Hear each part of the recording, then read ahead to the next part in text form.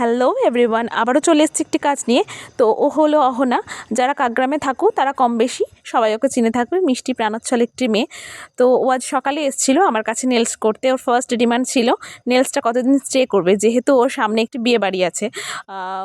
তো ও ভীষণ কনফিউজ ছিল যে কোন কালার বা কোন শেপটা করলে ওকে ভালো লাগবে। তো কালার এবং শেপ দুটোই ওকে আমি সাজেস্ট করেছিলাম। তো এই আলমন্ড শেপটা ওকে আমি বলেছিলাম তুমি করো, তোমাকে ভালো লাগবে। তো চলো দেখে নিই আমাদের ফাইনাল রেজাল্টটা কী আসে। তো এটা ছিল ওর ফাইনাল রেজাল্ট।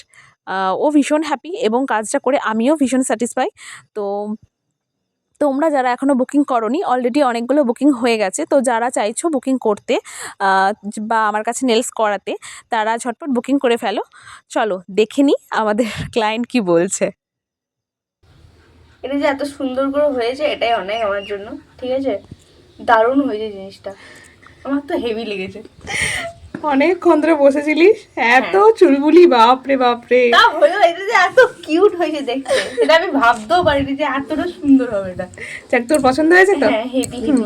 আচ্ছা ঠিক আছে ঠিক আছে, আবার আসবি নেক্সট টাইম। হ্যাঁ হ্যাঁ, আবার আসবো, আগে খুলুক এটা ব্যাপার।